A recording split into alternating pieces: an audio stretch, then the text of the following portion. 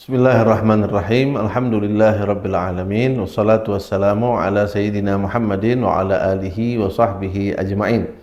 Nah, kembali melanjutkan kajian kita mengenai fikih dasar yang pada pertemuan kali ini kita akan membahas mengenai tata cara berwudu yang lengkap, rukun dan juga sunnah-sunnahnya. Yang insya Allah ketika kita melakukan wudu lengkap, rukun beserta dengan sunnah-sunnahnya juga, maka wudhu kita bukan hanya menjadi wudhu yang sah, tapi juga akan jadi wudhu yang berkualitas, kemudian akan menjadi wudhu yang mendatangkan pahala yang sangat besar untuk kita semuanya. Nah, kita kemarin sudah di episode yang sebelumnya membahas mengenai rukun wudhu. Maka sekarang di episode yang kali ini kita akan langsung menggabungkan antara rukun dan sunnah wudhu sesuai dengan alur wudhu yang biasa kita lakukan sehari-hari. Nah, yang pertama adalah kita berniat melakukan sunnah wudhu, supaya sunnah wudhu yang kita kerjakan itu nantinya mendapatkan pahala dari Allah Subhanahu wa Ta'ala. Lantas kita membaca ta'awudz, a'udzubillahi minasyaitonirrajim, dan juga membaca basmalah, lalu lanjutkan dengan bersiwak, membersihkan mulut dengan menggunakan kayu siwak. Setelah itu mencuci kedua tangan sampai pergelangan tangan sebanyak 3 kali, dan dilanjutkan dengan berkumur-kumur dan menghirup air ke hidung. Nah, berkumur-kumur dan menghirup air ke hidung ini bisa dilakukan dengan setidaknya 2 cara, menggabungkan kumur dan menghirup air langsung atau memisah keduanya. Sebagai contoh, kita bisa mengambil 1 kali ambilan air digunakan untuk berkumur 3 kali, lalu menghirup air ke hidung 3 kali dari 1 ambilan air ini. Atau bisa juga kita mengambil 1 air untuk berkumur 3 kali, lalu mengambil air yang kedua untuk menghirupnya, membersihkan hidung sebanyak 3 kali. Yang mana yang kita kerjakan dua-duanya tetap di situ memiliki nilai kesunahannya. Yang juga perlu kita perhatikan saat kita melakukan kumur-kumur dan menghirup air ke hidung, disunahkan supaya agak dalam. Ketika berkumur, usahakan bisa sampai ke ujung kerongkongan sini. Dan ketika menghirup air ke hidung, maka juga dihirup agak kuat supaya masuk sedikit. Tidak perlu sampai masuk terlalu dalam, karena khawatirnya bisa menyebabkan rasa sakit dan lain sebagainya, tapi dihirup agak dalam. Ini kumur-kumur sampai ujung kerongkongan, kemudian menghirup air sampai agak dalam, khusus bagi orang yang tidak berpuasa. Adapun orang yang berpuasa cukup menghirup air ke hidung biasa, berkumur biasa tanpa harus melakukan mubalaghah sampai ke ujung kerongkongan atau dihirup terlalu dalam. Kemudian setelah selesai berkumur, membersihkan air, menghirup air ke hidung untuk membersihkan hidung, berikutnya adalah membasuh wajah sambil berniat untuk berwudu, dilakukan di dalam hati seperti rukun yang kemarin kita sudah bahas. Nah, sunnahnya membasuh wajah itu dimulai dari bagian atas. Jadi kita mengambil air, kemudian kita alirkan dari atas ke bawah. Kemudian kita juga harus memperhatikan ujung-ujung mata kita supaya semuanya juga terkena air. Juga melebihkan basuhan wajah kita sampai ke kepala, juga sampai terkena telinga. Kalau pada pembahasan wudhu kemarin rukun, kita katakan harus dilebihkan sedikit sampai kena ujung kepala, sampai terkena ujung telinga. Tapi kalau mau sunnahnya maka dilebihkan sampai agak atas, terkena kepala, dan sampai terkena telinga semuanya. Kemudian setelah selesai kita membasuh wajah, maka kita membasuh tangan sampai siku. Membasuh tangan sampai siku bisa dilakukan dari ujung jari ke siku, atau bisa dilakukan dari siku ke ujung jari, tergantung bagaimana cara kita berwudu. Kalau kita berwudu dari keran, maka menurut para ulama sunnahnya adalah dari siku ke ujung jari pembasuhannya. Sedangkan kalau kita berwudu dengan cara kita menampung air di tangan kita, maka sunnahnya dari ujung jari ke siku ketika membasuh kedua tangan.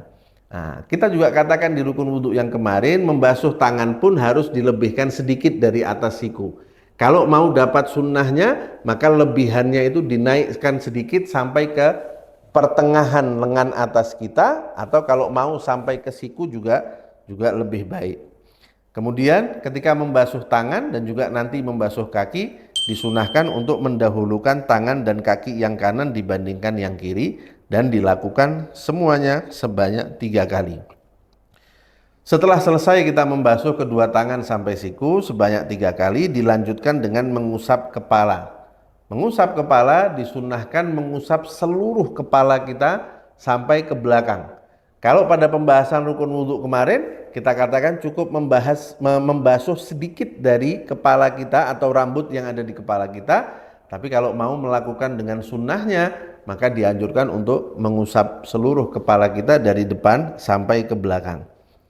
Disunahkan juga ketika kita mengusap kepala, kita lanjutkan sampai mengusap ke telinga.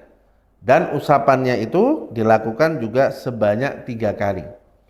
Setelah itu kita mengusap lagi telinga kita dengan air yang baru. Kita basahi tangan kita letakkan jari telunjuk kita di lubang telinga, kemudian ibu jari kita di bagian belakang telinga kita. Nah, ibu jari ini kita angkat untuk mengusap ke atas, sedangkan jari telunjuknya untuk mengusap bagian luar telinga kita ini sehingga bersih, dan dilakukan sebanyak 3 kali langsung. Telinga kanan dan telinga kiri dilakukan secara bersamaan, tidak perlu mendahulukan telinga yang kanan dibandingkan dengan telinga yang kiri. Setelah selesai telinga, baru kita kemudian membasuh kaki. Membasuh kaki menurut para ulama juga tergantung bagaimana cara kita berwudu. Kalau kita berwudu dari keran, maka sebagian ulama mengatakan membasuhnya mulai dari mata kaki ke ujung jari-jari kaki. Tapi kalau kita menampung dengan air, maka dimulai dari jari-jari kaki ke mata kaki. Jangan lupa pada pembahasan rukun yang kemarin kita udah katakan bahwa harus dilebihkan sedikit di atas mata kaki. Kalau mau sunnahnya lebih lagi, maka dinaikkan lagi sampai ke pertengahan betis, atau dinaikkan lagi bahkan sampai terkena ke lutut, maka itu akan menjadi jauh lebih baik, ya. Nah, ketika kita membasuh tangan dan juga membasuh kaki, disunahkan untuk menyela-nyela jari tangan dan kaki. Untuk jari tangan, cara menyela-nyelanya adalah dengan mengaitkan jari-jari tangan kita. Sedangkan untuk menyela-nyela jari kaki dilakukan dengan kelingking tangan kiri, dimulai dari bagian bawah kelingking kaki kanan kita, dan dari bawah berlanjut terus sampai berakhir di kelingking kaki yang kiri. Begitu sunnahnya. Tapi kalau mau melakukan dengan cara yang selain daripada itu juga tidak ada masalah. Kemudian setelah kita selesai melakukan semua rangkaian wudhu tadi, kita disunahkan untuk menghadap ke arah kiblat, kemudian melihat ke arah langit, ke arah atas sambil mengangkat tangan kita agak tinggi, lantas kita membaca doa selesai wudhu. Diriwayatkan di dalam hadis, siapa yang membaca doa selesai wudhu, maka terbuka bagi dia 8 pintu langit yang dia akan dipersilahkan untuk masuk dari pintu yang mana saja yang dia kehendaki. Kita melihat ke arah langit, mengangkat tangan kita agak tinggi sambil menghadap ke arah kiblat dan membaca doa setelah wudhu.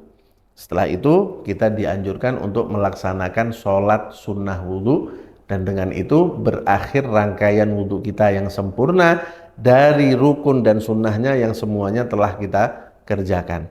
Nah, ada beberapa tambahan sedikit, kalau ini bisa dikerjakan juga lebih bagus, yaitu kita ketika berwudhu juga menghadap ke arah kiblat dan berwudhu dalam keadaan duduk. Ketika ini semua kita kerjakan, maka wudhu kita menjadi wudhu yang sempurna, menjadi wudhu yang berkualitas, dan insya Allah harapannya juga akan menghasilkan ibadah-ibadah lain yang berkualitas karena wudhu yang baik yang kita kerjakan. Mudah-mudahan bermanfaat, dan insya Allah kita ketemu pada pertemuan yang berikutnya. Wassalamualaikum warahmatullahi wabarakatuh.